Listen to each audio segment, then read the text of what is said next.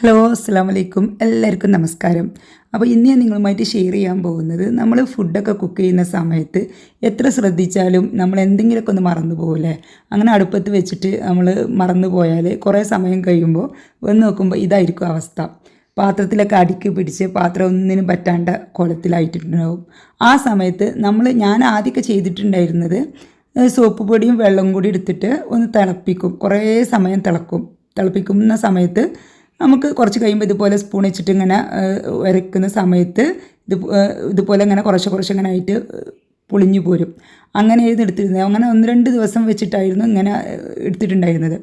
ഇപ്പം എനിക്ക് ഒരു ഐഡിയ തോന്നിയിട്ട് ഞാൻ ചെയ്ത ഒരു മെത്തേഡാണ് ഇന്ന് നിങ്ങളുമായിട്ട് ഷെയർ ചെയ്യാൻ പോകുന്നത്. ഇതേ രീതി ചെയ്യുകയാണെങ്കിൽ നിങ്ങൾക്ക് അധികമൊന്നും പ്രശ്നമില്ലാതെ പെട്ടെന്ന് തന്നെ ഇത് അടർത്തിയെടുക്കാൻ പറ്റും. പുതിയ പാത്രമായിട്ട് വെട്ടിത്തിളങ്ങുകയും ചെയ്യും. അപ്പോൾ ഇത് ഞാനിപ്പോൾ നുറുക്ക് ഗോതമ്പ് വേവിച്ച സമയത്ത് പായസത്തേക്ക് വേണ്ടിയിട്ട് വേവിച്ചതാണ്. വേവിച്ച സമയത്ത് കിച്ചണിൽ വെച്ചിട്ട് ആരോ ഫോൺ വന്ന സമയത്ത് ഉള്ളിലോട്ട് വന്നു.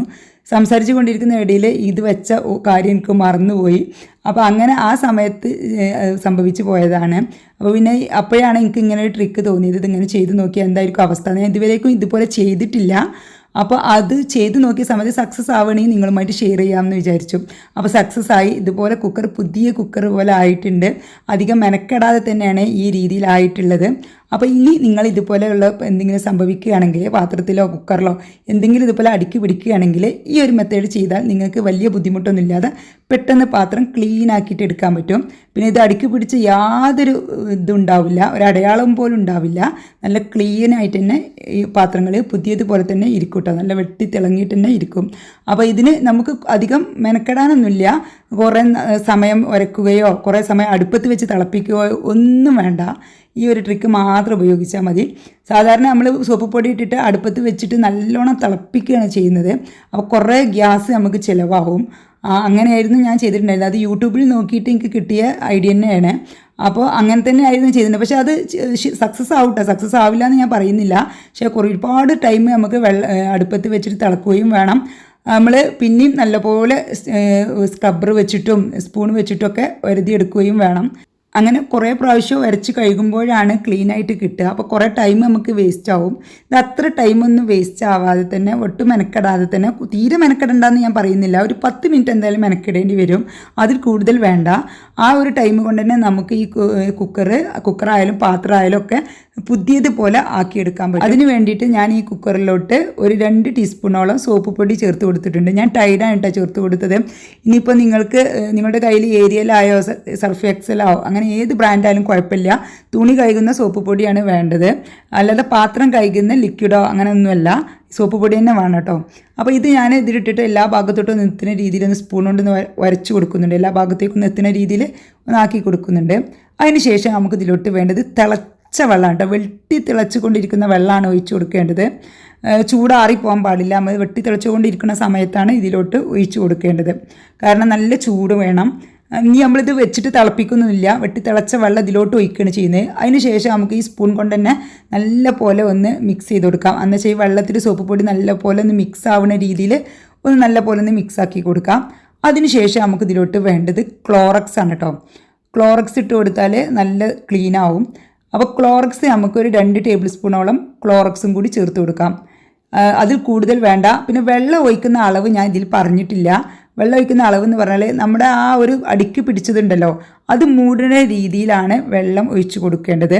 അപ്പോൾ അതിലോട്ട് 2 ടീസ്പൂൺ സോപ്പ് പൊടിയും അതുപോലെ തന്നെ 2 ടേബിൾ സ്പൂൺ ക്ലോറക്സുമാണ് ചേർത്ത് കൊടുക്കേണ്ടത്. എന്നിട്ട് നല്ല പോലെ ഒന്ന് ഈ സ്പൂൺ വെച്ചിട്ട് തന്നെ ഒന്ന് നന്നായിട്ടൊന്ന് മിക്സ് ചെയ്യുക.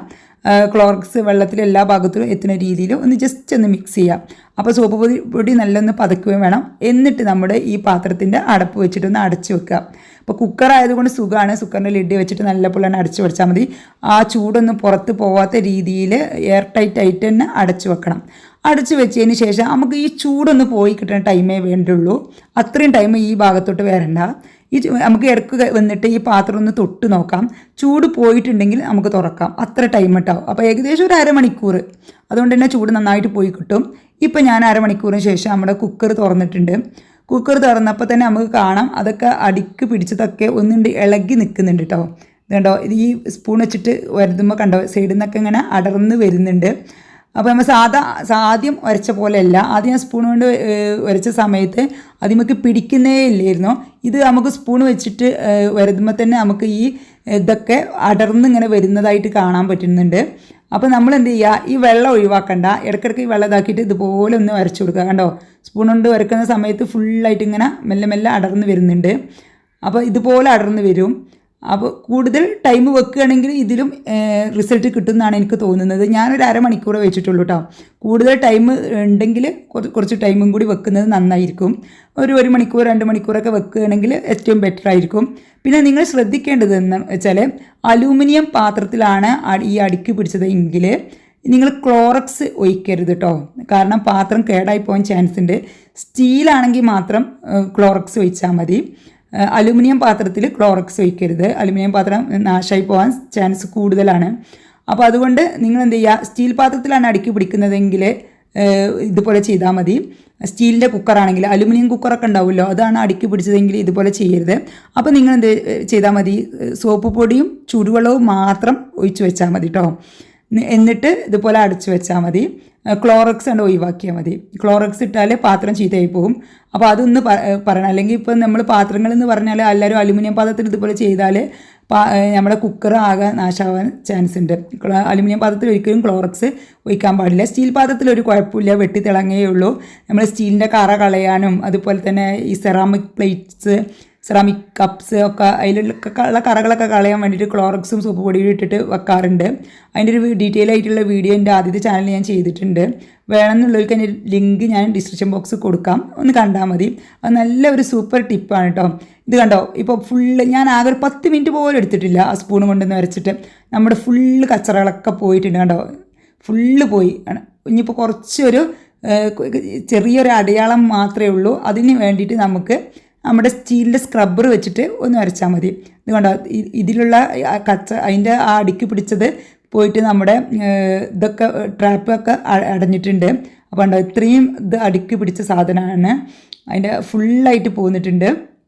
ഇനി ചെറിയൊരു അടയാളം മാത്രമേ ഉള്ളൂ, അവശേഷിക്കുന്നുള്ളൂ. എത്ര പെട്ടെന്നാണ് അറിയോ, ഒരു 10 മിനിറ്റ് കൊണ്ട് തന്നെ ഇത് ഇത്രയും ആയിട്ടുണ്ട്. ഇനി നമുക്ക് വേണമെങ്കിൽ ഡിഷ് വാഷ് ലിക്വിഡ് വെച്ചിട്ട് കുറച്ചെടുത്തിട്ട് നമ്മുടെ ഒരു സ്ക്രബ്ബർ, സ്റ്റീലിൻ്റെ സ്ക്രബ്ബർ വെച്ചിട്ട് ഒന്ന് ജസ്റ്റ് ഒന്ന് വരച്ചാൽ മതി. കാരണം എന്താ, ആ ബ്ലാക്ക് അടയാളം ഉണ്ടല്ലോ, നമ്മൾ സ്പൂൺ വെച്ച് ഇറക്കുമ്പോൾ അത് ഫുള്ളായിട്ട് പോവില്ലല്ലോ, അതൊന്ന് എടുക്കാൻ വേണ്ടിയിട്ട് മാത്രമാണ്. അതൊരു 2-3 മിനിറ്റ് സ്ക്രബ് ചെയ്താൽ മതിയാവും, അതിൽ കൂടുതൽ വേണ്ട. അപ്പോൾ ഇത് കണ്ടോ, നല്ല വെട്ടിത്തിളങ്ങുന്നുണ്ട്. ഫുള്ളായിട്ട് പോയിട്ട് നമ്മുടെ കുക്കർ പുതിയതുപോലെ ആയിട്ടുണ്ട് കേട്ടോ. ഇത് അടിക്ക് പിടിച്ചൊരു കുക്കറാണെന്ന് അറിയേയില്ല. അപ്പോൾ നിങ്ങളിത് മാത്രം ശ്രദ്ധിച്ചാൽ മതി. സ്റ്റീലിൻ്റെ കുക്കറും സ്റ്റീലിൻ്റെ പാത്രമാണെങ്കിൽ ഈ ഒരു മെത്തേഡ് ചെയ്യുക. അലുമിനിയം പാത്രങ്ങളും അലുമിനിയം കുക്കറും ഒക്കെ ആണെങ്കിൽ ക്ലോറക്സ് ഒഴിവാക്കുക. സോപ്പ് പൊടിയും വെള്ളവും ഒഴിച്ചിട്ട് ഒന്ന് ജസ്റ്റ് ഒന്ന് തിളപ്പിച്ച് കൊടുക്കുക. അല്ലെങ്കിൽ തിളച്ച വെള്ളം ഒഴിച്ചിട്ട് കുറച്ച് സമയം അടച്ചു വെച്ചാലും മതി.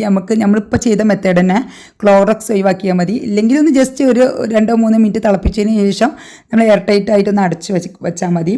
എന്നിട്ട് ഒരു 3-4 മണിക്കൂറിന് ശേഷം ഇതുപോലെ സ്പൂൺ വെച്ചിട്ടോ സ്ക്രബ്ബർ വെച്ചിട്ടോ ഒന്ന് വരച്ചെടുത്താൽ മതി. അപ്പോൾ ക്ലീനായി കിട്ടും.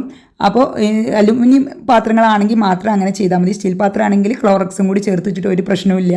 ഇങ്ങനെ ചെയ്താൽ മതി. നല്ല പുതിയതുപോലെ പാത്രം വെട്ടിത്തിളങ്ങും. ഈ ഒരു ഐഡിയ നിങ്ങൾക്ക് എല്ലാവർക്കും ഇഷ്ടപ്പെട്ടെന്ന് വിചാരിക്കുന്നു. യൂസ്ഫുള്ളായി തോന്നുന്നു എങ്കിൽ നിങ്ങളുടെ ഫാമിലി ഗ്രൂപ്പുകളിലേക്കും അതുപോലെ ഫ്രണ്ട്സിൻ്റെ ഗ്രൂപ്പുകളിലേക്കൊക്കെ ഒന്ന് ഷെയർ ചെയ്ത് കൊടുക്കുക. നിങ്ങൾ സബ്സ്ക്രൈബ് ചെയ്യാതെയാണ് കാണുന്നതെങ്കിൽ ഒന്ന് സബ്സ്ക്രൈബ് ചെയ്തിട്ട് സപ്പോർട്ട് ചെയ്യട്ടോ. അപ്പോൾ എല്ലാവർക്കും എൻ്റെ നന്ദി, നമസ്കാരം.